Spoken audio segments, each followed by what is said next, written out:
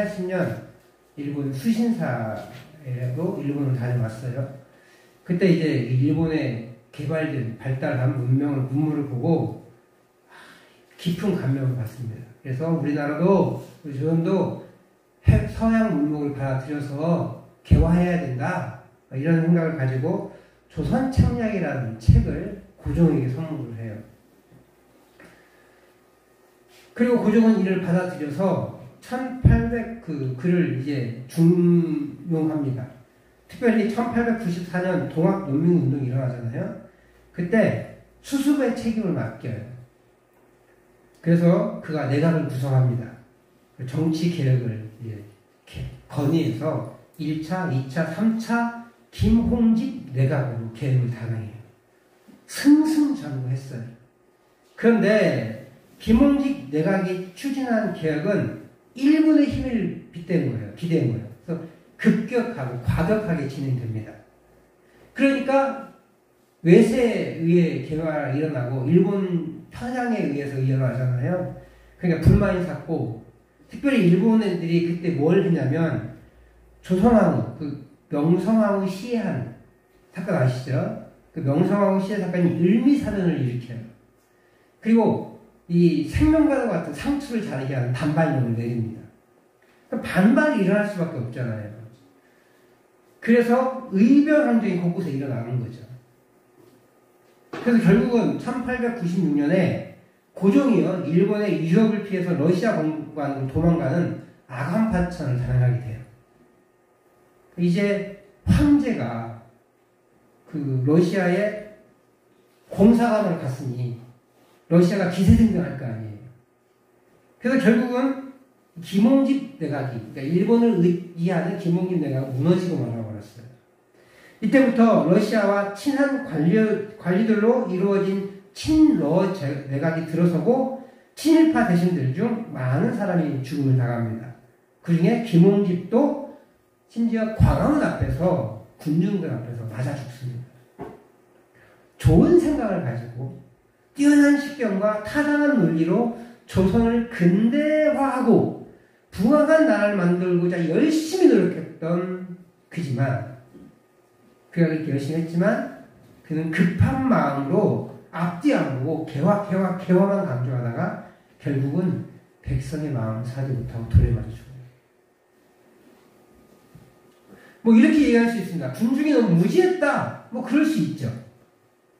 하지만 군중이 느린 만큼 자신도 늦게 갈 줄 알아야 되는데, 군중과 함께 가려고 해야 되는데 그러지 않고 자기 혼자 독선적으로 그렇게 추진하다가 군중이 그 마음을 충분히 열지 못한 거예요. 그래서 결국은 화를 당하고만 그런 인물이 바로 김홍집이라는 인물입니다. 아주 뛰어나고 충성스러웠지만 백성의 마음을 사는 데는 실패한 그런 사람입니다. 오늘 바울 사도는요, 이와는 좀 반대로 움직이시는 것 같아요. 원래 바울도 급하거든요. 성질이 급하고 막 앞뒤 안 물불 안 가리는 그런 사람인데, 다메섹 도상 이후 아니면 더 중요한 일을 하기 위하여 그것이 어떤 것이 우선순위가 되어야 되는지 분명히 알고 그렇게 행동한 모습을 나와요. 그래서 늘 돌다리를 두드리면서 점검하는 사역을 진행하는 모습을 보게 됩니다. 그는 항상 전도 여행을 하고 난 다음에 그 전도 여행을 하는 곳은 반드시 다시 돌아보며 신앙을 점검하는 일을 했습니다. 우리가 어제 묵상한 본문이잖아요. 사도행전 14장 19절 28절 말씀을 보면 첫 번째 전도 여행을 마치고 원래 출발했던 수리아의 안디옥 있잖아요. 그 안디옥으로 돌아갈 때 그냥 동쪽으로 바로 가면 금방 가요. 근데 왔던 길 서쪽으로 삥 돌아서 다시 배 타고 안디옥으로 가는 그런 요정을 택합니다. 우리 같이 사도행전 14장 21절 22절 말씀을 읽어보도록 하겠습니다. 시작. 복음을 그 성에서 전하여 많은 사람을 제자로 삼고 루스드라와 이고니온과 안디옥으로 돌아가서 제자들의 마음을 굳게 하여 이 믿음에 머물러 있으라 권하고, 또 우리가 하나님의 나라에 들어가려면 많은 환난을 겪어야 할 것이라 하고. 아멘. 여기 보면 루스드라, 이고니온, 안디옥, 이게 그들이 방문했던 방문지예요. 여기서 이제 저쪽에 이제 21절의 마지막에 안디옥은 원래 그들가 파송받았던 안디옥이 아니라 전도하러 가서 첫 번째, 대륙의 첫 번째 지역인 비시디아의 안디옥이라는 안디옥이에요. 달라요. 그래서 그쪽을 이렇게 다시 동쪽으로 이렇게 돌아서 내려왔다가 남쪽으로 내려와서 배 타고, 아따니아에서 배 타고 다시 이제 그 동쪽으로 가는 그런 여정을 택한 거예요. 원래 그냥 동쪽, 아까도 얘기했지만 동쪽으로 바로 가면 금방 갈 수 있어요, 안디옥 교회로. 근데 아마 두 가지를 생각했던 것 같아요. 첫 번째는 예루살렘을 좀 가고 싶고, 두 번째는 안디옥을 갈 때 이 복음을 잘 전공하고 그렇게 가려고 했던 것으로 보여요. 그리고 2차 전도 여행도 마찬가지예요. 2차 전도 여행은 원래 어떤 계획이었어요? 바나바와 싸워가지고 갈라지긴 했지만 원래 갔던 길을 다시 한번 가가지고 복음을 전한 곳을 다시 가서 그들의 믿음을 다시 세우자, 이런 결의를 가지고 구브로로 가기로 했는데, 바나바하고 싸워가지고 바나바는 구브로로 가고 이 사람은 이제 육로를 해가지고 복음 전하는 곳을 다시 가잖아요. 이처럼 바울 사도는 복음을요 2번, 3번 계속 전합니다. 전했던 곳에 또 전하고 또 전하고 또 전하는 거예요. 좀 비효율적이잖아요. 왜냐면 한 방에 알리고 싶으면 다른 곳에 가서 복음을 전할 수 있는데 다시 가고 다시 가고 다시 가요. 좀 느리지만 거기서 다시 확장시키고 또 확장시키고 하는 거예요. 오늘 본문도 마찬가지예요. 사실 이 세 번째 전도여행 있잖아요. 2차 전도여행 중에 방문했던 곳을 다시 방문하는 거예요. 그래서 바울 사도가 에베소라는 곳에 갔잖아요. 지금 에베소에 있거든요. 에베소에서 야 다시 이제 수리아의 안디옥으로 돌아가야겠다 하면 다시 동쪽으로 가면 돼요.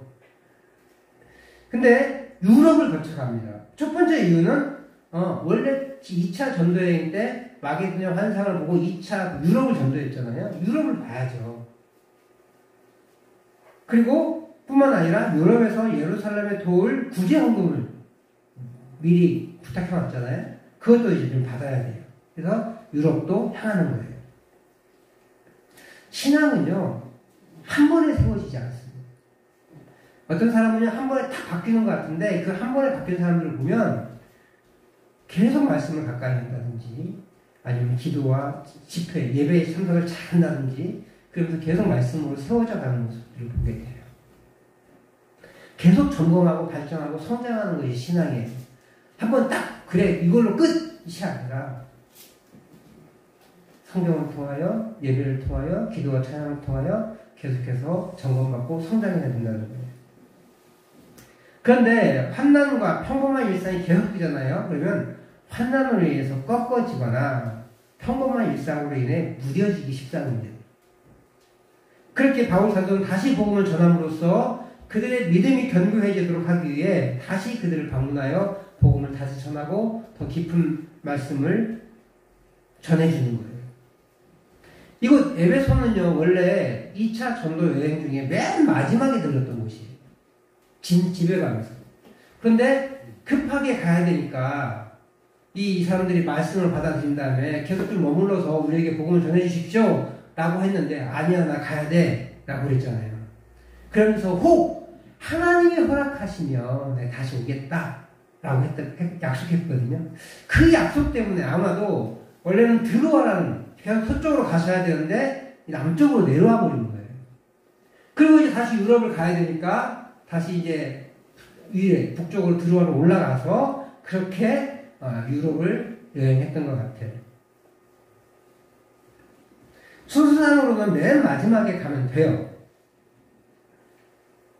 근데 이 약속을 아마 급하게 지키고 싶었던 말이에요. 아니면 짧게 전했으니까 불안하잖아요. 믿음을 잘 살고 있는지. 그래서 급하게 가서 복음을 더 심도 있게 전하고 싶어서 그랬을 수도 있을 것 같아요. 어쨌든 그 짧은 기간을 보상하려고 하듯 이 바울 사도는 최소한 2년 넘게 2년 3개월 이상을 이곳에 머무릅니다. 최소한이에요. 그래서 보통은 3년이라고 보죠. 바울 사도가 그렇게 얘기했으니까. 그래서 그가 복음을 전하고 이 에베소에 복음이 서어지는 것을 보고 이제 때가 된 걸 알았어요. 떠날 때가 된 거예요. 그래서 이제 바울 사도는 19장에서 이제 문제가 한번 일어났잖아요. 그 소요가 정리된 다음에 이제 마게도냐로 향합니다. 유럽의 첫 관문 지역인 마게도냐로 갑니다. 그런데 이후의 이야기가 아주 간략하게 기록돼요. 우리 1절부터 6절까지의 기간인데 아가야 지방, 헬라라고 말한 아가야 지방에서만 3개월을 머물렀다고 그랬어요. 근데 아가야 지방보다는 북쪽의 마게도냐 지방은 훨씬 더 많이 움직였거든요. 그러면 아무리 시간을 적게 잡아도 이 마게도냐 지역을 더 오래 있었을 확률이 높습니다. 그러면 최소 제가 생각하기에 예상하기는 최소 6개월은 이 유럽을 방문한 거예요. 근데 아주 간단하게 기록하죠. 아마도 바울 사도는 에베소를 떠나서 드로아로, 북쪽의 항구인 드로아로 갔을 거예요. 그것을 배를 타고 2차 전도여행을 방문한 도시들을 차례차례 방문합니다. 그리고 아가야 지역에, 헬라 지역인 아가야 지역에 내려가서 고린도랑 아덴도 방문했을 것이에요. 이곳에서 신방도 다 했고 헌금도 다 취합했기 때문에 배 타고 원래의 목적지인 수리아로 가야 돼요. 근데 수리아로 가기 전에 예루살렘 들러야 되죠. 그렇게 하면 되는 거예요. 수리아로 가면서 예루살렘을 거쳐갈 거예요.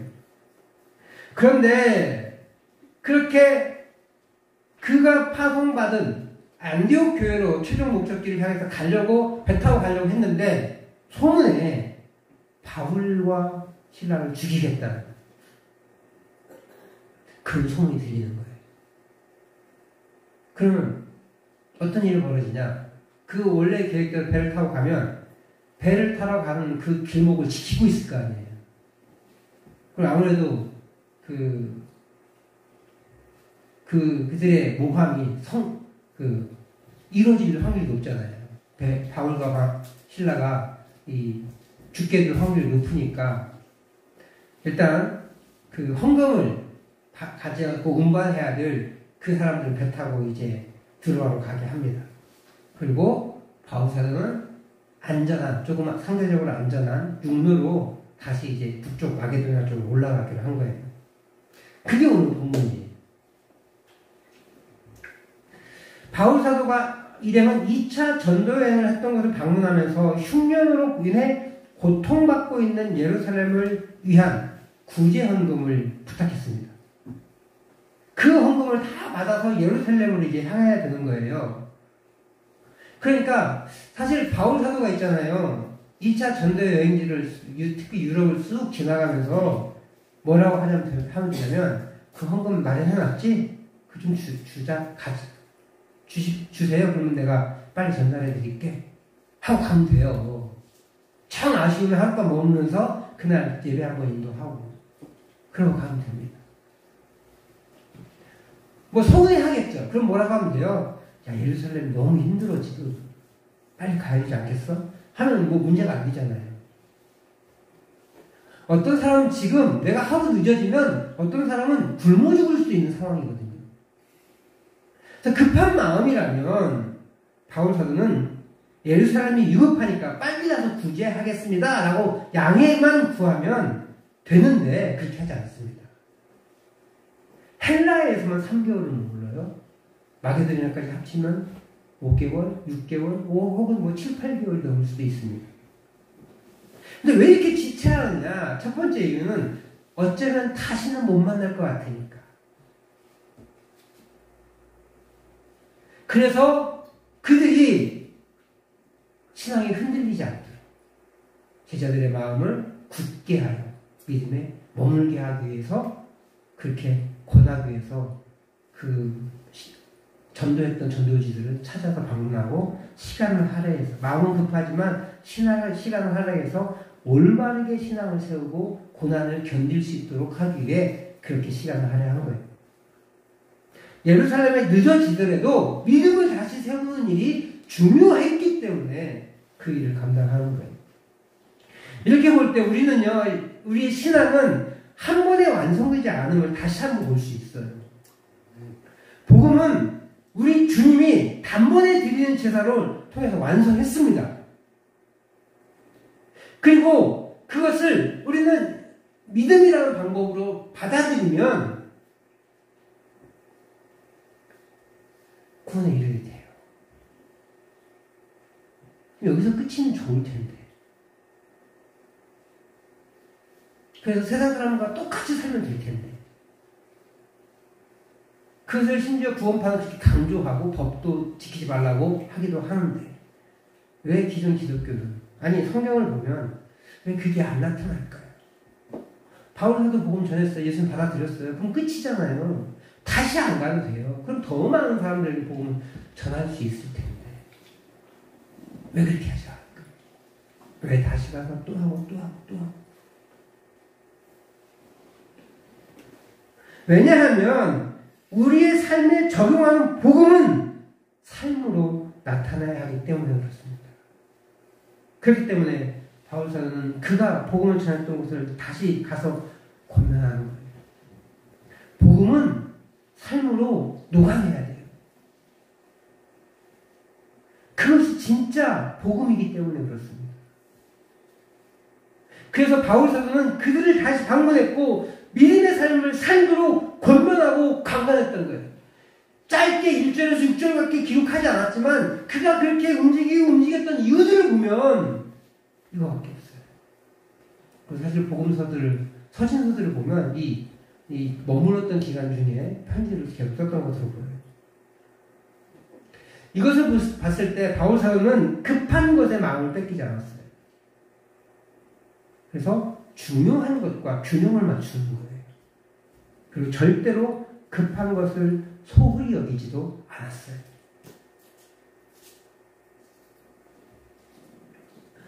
또한 이 중요한 것을 절대로 무시하지 않았어요. 오히려 급한 것은 좀 뒤로 미루고 먼저 중요한 것을 행했어요. 우리는 사실 급한 게 먼저잖아요. 급한 거 빨리 끝내고 중요한 것은 시간을 할애해서 진짜 열심히 잘해야지 라고 생각합니다. 근데 바울사도는 이 중요한 것에 더 마음을 쏟았음을 볼 수가 있어요. 우리의 신앙도 이런 우선순위가 있어야 돼요. 사람은 본능적으로 급한 것을 처리하려고 합니다. 왜냐하면 급한 거 금방 끝날 것 같거든요. 이게 급한 거니까 빨리 해야죠. 그런데 급한 불을 끄잖아요. 그럼 또 다른 급한 불이 생겨요. 이 급한 불은 끝나지 않습니다. 중요한 것은 점점 뒤로 밀려요.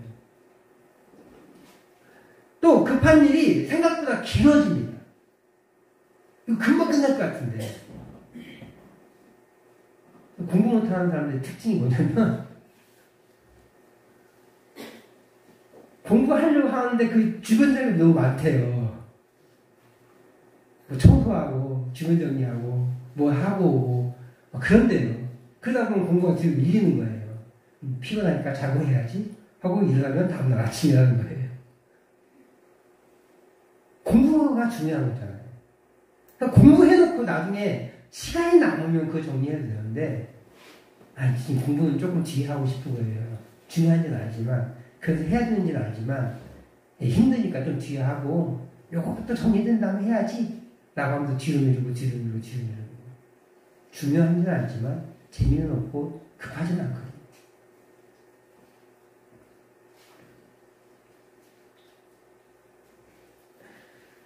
물론요, 급하고 중요한 일을 먼저 처리해야 돼요. 공부하려고 앉았는데 이 옷에 라면이 튀었어요. 라면이 묻어가지고 젖었어요. 그럼 어떻게 해야 돼요? 갈아입고 해야 될 거 아니에요. 음식물을 쏟았으면 정리해야 될 거 아니에요. 최소한. 그건 급하기도 하지만 중요해요. 왜냐면 공부의 집중도를 떨어뜨리니까. 그럴 수 있지만 급해 보이는 일을 우선순위에 상관없이 일을 진행하면 계속 중요한 일이 뒤로 밀립니다. 그러다 보면 이 중요한 일이 급한 일보다 중요하지 않은 것이 되고 말아요. 그 중요한 것을 심지어 하지 못합니다. 우리에게 급한 일이 뭐예요? 먹고 사는 문제죠. 사람과의 관계, 또 즐기고 싶은 욕구 이런 것들 아니겠어요? 근데 하나님에게는 눈에 보이지 않는 일이 중요한 일이 될 수 있다고 말씀하십니다. 우리 주님은 산상들께서 이렇게 말씀하세요. 마태복음 6장 33절 말씀. 같이 읽습니다. 시작. 그런즉 너희는 먼저 그의 나라와 그의 의를 구하라. 그리하면 이 모든 것을 너희에게 더하시리라. 저 빨간 글씨 보이시죠? 먼저라고 되어 있어요. 오직이라고 되어 있지 않아요. 그죠? 오직 그의 나라와 그의 의를 구하라. 그리하면 이 모든 것을 너희에게 더하시리라.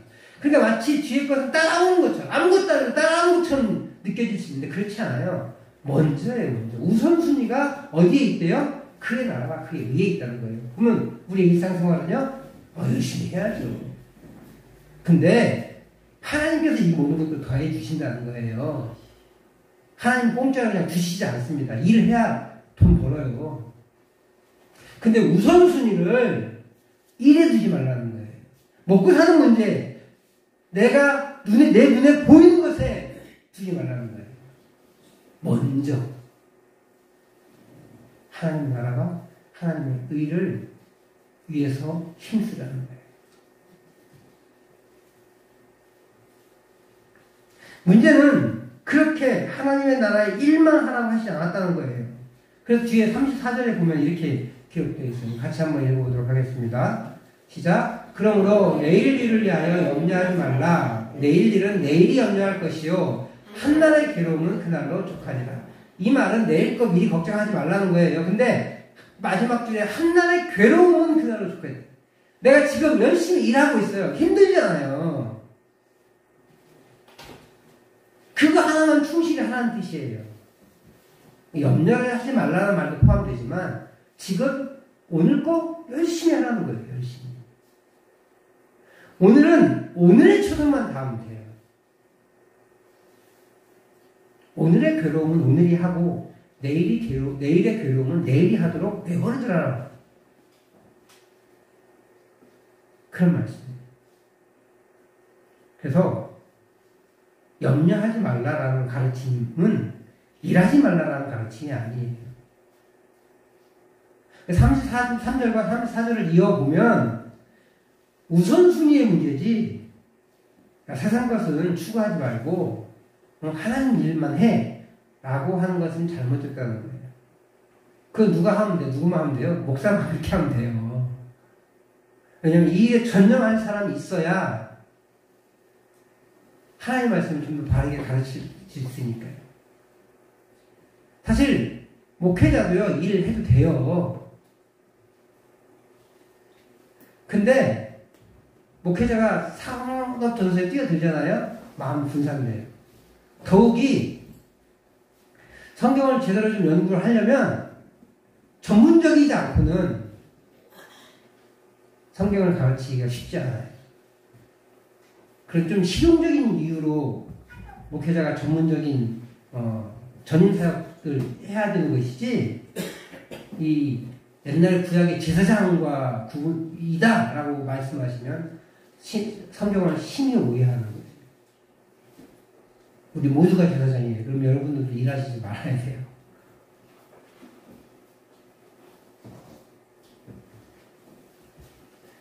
중요한 일을 전념해 주십시오라고 부탁한 게 이제 목회자를 전임 사역을 할 수 있도록 하는 거거든요.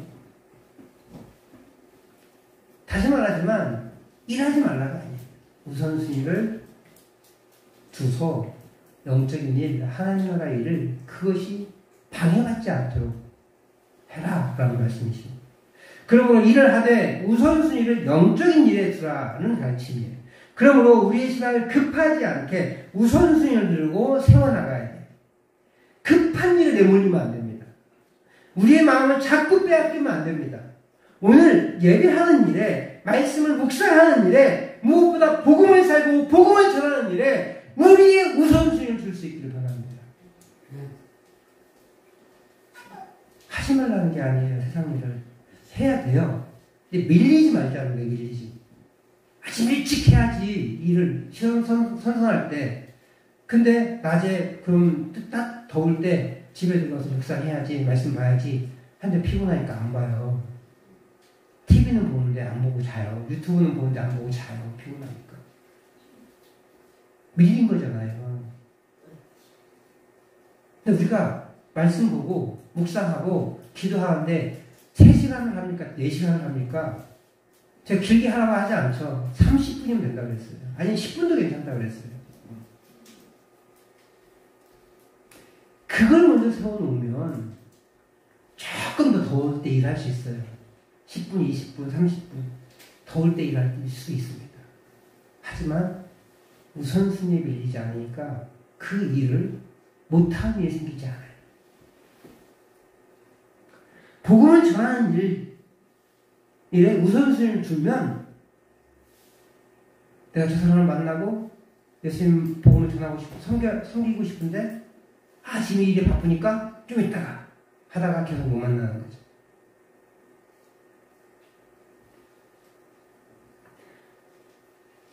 저와 우리 성도님들이 이 급한 일, 그 일에 내몰리지 않기를 바랍니다.